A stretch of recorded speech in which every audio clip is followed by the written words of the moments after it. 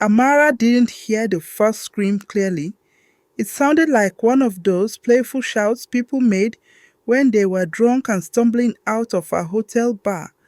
But the second one cut through the night like a knife, sharp, short, and desperate. Her body reacted before her mind did. She stopped walking, turned slightly, and listened. Then she saw the movement. Not far from where she stood, a black SUV shook violently. One door wasn't properly shut, and in the gap of the tinted window, she caught a glimpse of a struggling hand. Her heart jogged. Something was wrong. Her instinct screamed it. She stepped forward slowly, her slipper scraping the pavement. "Hello," she called out softly, not even sure why she was talking. Her voice sounded small, swallowed by the thick Lagos night. She took two more steps. That was when she saw the man's face clearly. Senator Obiora, the same man whose posters filled half of Lagos. The man everyone said would be the next president. The man who always had that calm, fatherly smile in every campaign photo. There was no smile on his face now. His jaw was tight, his eyes cold. His hands were wrapped around a young woman's throat. The girl's eyes bulged, her nails digging into his wrist as she kicked helplessly. Amara froze. It felt like the air left her lungs, like her entire body forgot how to function. She opened her mouth to scream, but no sound came out. Then the senator lifted his head and saw her. The look he gave her didn't belong to a human being. It was slow, calculating, almost bored. And then, unbelievably, he smiled, a faint curl of his lips as if he had just been waiting for her to notice. Before she could run, the back door of the SUV flew open and a large man stepped out. The driver, broad chest, silent eyes, face expressionless. Amara spun around and bolted. She didn't think. She didn't look back. Her slippers slapped loudly against the pavement, her breath tearing out of her throat. "God! God!" she muttered as she ran, her chest burning, her vision wobbling. Her phone slipped from her hand, crashed on the ground, and she didn't dare stop. She sprinted into the darkness until her lungs felt like they were turning inside out. Behind her, the senator picked up the fallen phone. The screen lit up with her name and picture. "Amara Nwachukwu," he murmured. His voice was calm, too calm. The driver stepped closer. "Should I go after her?" The senator smiled again. "No, we already have what we need."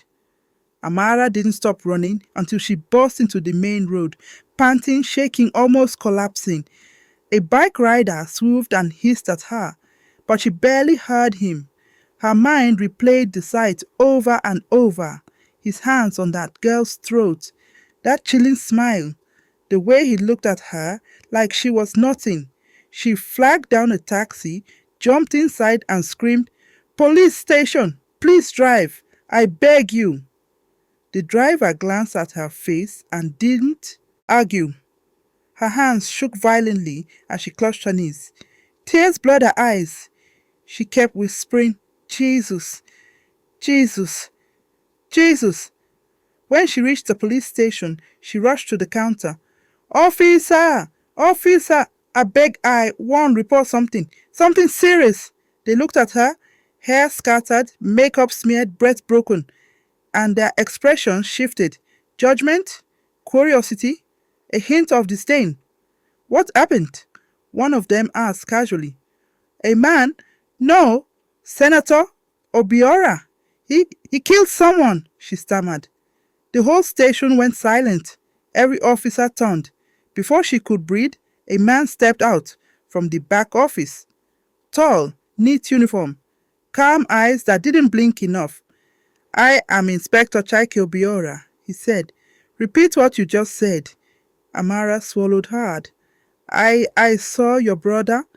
He strangled a woman in an SUV behind the hotel.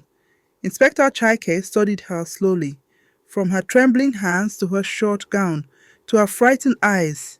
He didn't look surprised. He didn't even look confused. Just interested. "You're saying my brother, a respected presidential candidate, killed a woman tonight?" he asked quietly. "Yes!" Amara cried. "I swear I saw it with my eyes. Please help me." The inspector leaned in slightly. "Are you sure you didn't misunderstand what you saw?" "I no misunderstand anything," she snapped, her voice cracking. "Why I go lie for something like this?" He looked at her for a long moment, then said, "My dear, people like you should be careful with the kind of stories they tell. It can become very dangerous." That was the moment she realized she was in trouble, deep trouble. "Officer, abeg help me," she cried, stepping back. "He go kill me, he go—" "Calm down," the inspector said with a small, patient smile. "Go home. Forget what you think you saw, for your own good." Amara stumbled backwards, her heart thundering. "No, no. Something dey wrong here. Something dey very wrong." She turned and ran out of the station before anyone could stop her. The moment she left, Inspector Chaik locked the door behind her, took out his phone, and dialed. "Yes, brother," he said quietly. "She came here. She talked. What do you want us to do?" Amara wondered aimlessly, terrified, her chest tight, her hands cold. She called her friend Ngozi. "Ngozi, abeg, I dey come your house. Something happen. Abeg open gate for me." Ngozi's voice sharpened. "What is it? Why you dey shake like this?" Amara tried to explain, words falling over themselves, but Ngozi cut her off. "Amara, wetin be dis wahala? You sure say you no drink? You don go put yourself for politician matter? My sister, carry your bag and go home. I no fit." "Ngozi, please, abeg," Amara cried. "Dem wan kill me. I have children, Amara. Don't bring problem to my house." The call ended. Amara stared at the road as if it would swallow her. Her eyes burned, her throat tightened. Everywhere she turned, she felt watched. Then the breaking news alert lit up on the nearest shop TV. "Body of young woman found near Ikoyi," the reporter said. "Police blame armed robbery." The picture showed the same girl she saw in the SUV. Then Senator Obiora appeared on screen, looking heartbroken. "These killings pain my heart deeply," he said. "I promise to make Nigeria safe again." The public praised him in the comments scrolling below. "God bless you, sir. You're the leader we need. Save us from criminals." Amara's stomach twisted violently. She wasn't fighting a man. She was fighting a system that worshipped him. As she walked, people stared at her, whispered. A man at a kiosk muttered, "Na dis girl, dem dey find oh." Her blood ran cold. She turned sharply and almost screamed when a taxi slowed beside her. The driver leaned out. "Madam, you dey all right? I see you running earlier. You look scared." Amara froze. He spoke gently, too gently. "My name is Tunde. You want make I take you somewhere safe?" Her eyes welled up. Desperation swallowed caution. "Yes, yes, abeg. Help me." She entered the taxi. Tunde locked the doors and drove. Amara sat in the back seat, her fingers trembling so hard she hid them between her knees. Tunde didn't say much at first, just drove slowly, quietly, glancing into the rearview mirror every few seconds, like he was checking if someone was following. "You dey shake," he finally said softly. "Take small water. You go faint like this." She took the bottle with unsteady hands and sipped. Her throat burned. Her mind kept replaying the senator's smile, the girl's face turning purple, the way the driver stepped out like a silent monster. Tunde's voice pulled her out of the memory. "Madam, Wetin happen? Why you dey run like person wey see spirit? She swallowed. I see something, something wey I no suppose see. He didn't push, didn't rush her. Just listened. After a long silence, she whispered, I saw Senator Obiora kill someone tonight. Tunde's grip on the steering wheel tightened almost invisibly. You sure? Yes, she breathed. I dey sure. I see am with my eyes. I go police station. You go where? He asked sharply. I go report am. But his brother dey there, Inspector Chike. He tell me make I forget everything. Tunde hissed under his breath. God! I no know where to go, she whispered, biting her lip hard. I no know who I fit trust. Tunde sighed heavily. I go help you. But you need hide for one place first. If Senator Obiora really do waiting, you talk, then danger day. Her eyes softened with desperate hope. Thank you. Thank you, I beg. He didn't respond, just drove. They left the busy roads and entered a quieter area. Old warehouses lined up like ghosts in the night. Tunde stopped in front of a small abandoned building with a rusted metal door. Come down, he said gently. You fit rest here for some hours. I go come back in the morning. Bring food. Think of next step. Amara followed him in. The place was dusty but safe enough. One mattress on the floor, a window with no glass, cracked walls. But she didn't complain. She had no strength left. He set down the small bag he carried and brought out bread and water. Eat small. Your body dey weak. She nodded and forced herself to take bites, though her stomach twisted painfully. Tunde watched her closely, something unreadable behind his eyes, but she was too tired to notice. When she finished eating, she leaned against the wall, her body finally giving up. Thank you, she whispered. I no know wetin I go do if you no stop for me. He gave a faint smile. No worry, you safe. Her eyes slowly closed. The last thing she heard before sleep took her was Tunde's quiet voice saying, Rest. Tomorrow we go figure out everything. Hours later, something woke her. At first she didn't know what it was. A tiny sound, a whisper, a breath. She blinked through darkness, her heart immediately jumping into panic mode. Then she heard it clearly. Tunde's voice. But she dey here, he whispered. I hide her well. Nobody follow us. Yes, sir, yes. I go bring her to you in the morning. Amara's blood turned to ice. She didn't move, didn't breathe. She wanted the ground to open and swallow her. She shut her eyes tightly, praying silently, begging God to make the voice she heard a dream. But then she heard the reply coming faintly through the phone. Senator Obiora's voice. Calm, smooth, deadly. Good. Don't fail me. Amara's world shattered. Her breath hitched so loudly she panicked and slapped her own mouth shut. Tears gathered instantly, her hands shaking uncontrollably. Tunde! Tunde wasn't rescuing her. Tunde wasn't a stranger who cared. Tunde was working for him. The mattress creaked slightly under her as she shifted, and Tunde's voice stopped mid-sentence. Amara, he called quietly, you awake? She held her breath, praying her heart wasn't loud enough for him to hear. Amara, if you dey awake, answer me. His footsteps began to move closer. She didn't think. Her body chose for her. She bolted off the mattress, grabbed her bag, and dashed toward the window. The sound startled Tunde. Amara, wait! She didn't wait. She didn't even look back.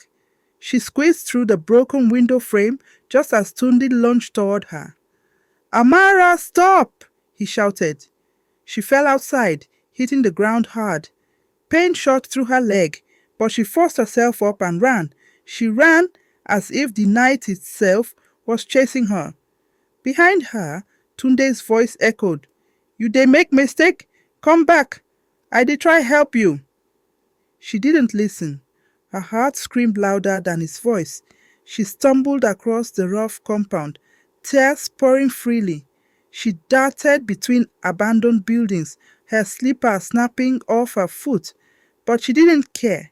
She just ran barefoot across cold concrete. "Please, somebody help me!" she cried into the empty darkness. No one answered. She reached the main road. Cars sped past like angry beasts, bright lights blinding her eyes. She looked left, looked right, shaking violently, unsure which direction was safety and which direction was death. Tunde burst out onto the road behind her. "Amara, don't cross. Listen to me." She backed away, trembling. "Stay away from me. You won't kill me too?" He raised both hands in surrender, stepping slowly toward her. "No be like that. I did try protect you." "You lie," she shouted. Her voice cracked, full of pain, betrayal, terror. "I hear you. I hear everything. You dey work for him." Tunde swallowed hard, chest heaving. "Amara, abeg listen. E get things wey you no understand. Just follow me, go back inside. Make we talk." "No," she cried. "Leave me. All of una wan kill me. God punish all of una. Leave me." Her voice broke into sobs. Cars kept racing past, honking as she stood too close to the road. Her whole body shook so violently she could barely stand. Tunde stepped closer. "Abeg, abeg, don't do this. Make we talk." He took one more step. Amara panicked. She spun into the road. The blinding headlights hit her eyes instantly. A truck's horn blasted through the night as the driver tried to swerve, but it was too fast, too sudden, too late. Tunde screamed her name. Impact! Her body hit the ground with a sickening thud. The world went silent. People rushed out of their houses. A small crowd formed. Someone shouted for help. Someone else gasped and covered their mouths. Tunde dropped to his knees beside her, his face twisted in agony. "Amara! Amara! Oh God, no! Amara, wake up! Wake up!" She didn't move. Her eyes stared blankly at the sky, as if searching for something beyond the reach of the living. A woman in the crowd whispered, "Now that girl wey police dey look for. Now she be that prostitute wey cause trouble with Senator Mada." Another man muttered, "Chai, this world wicked." Sirens began to echo faintly in the distance. Tunde bent over her, sobbing uncontrollably. "No, be so, it's supposed to end. No, be so." But her chest didn't rise, her fingers didn't twitch. Her story ended on the same road she ran to for safety. By morning, the news spread like wildfire. "Prostitute killed in late-night robbery attempt," one headline read. Another one said, "Criminal woman meets tragic end after disturbing police operations." A third headline praised Senator Obiora for donating money to the victim's family. Comments rolled under the news posts. "She for stay her lane. Bad girls never end well. Our senator is too good abeg. God will punish anyone wey try spoil his name." The world believed the lies. The man she saw kill someone became even more loved. Posters of his smiling face filled the streets. Campaign rallies doubled in size. Journalists called him a man of peace. Amara's truth was buried with her body. Her name became a warning. Her story became a rumor. Her voice became a shadow. And the man who killed a woman with his bare hands walked unchallenged into power. If you followed this story to the end, kindly like this video, leave a comment and subscribe so more people can find stories like this. Thank you for watching.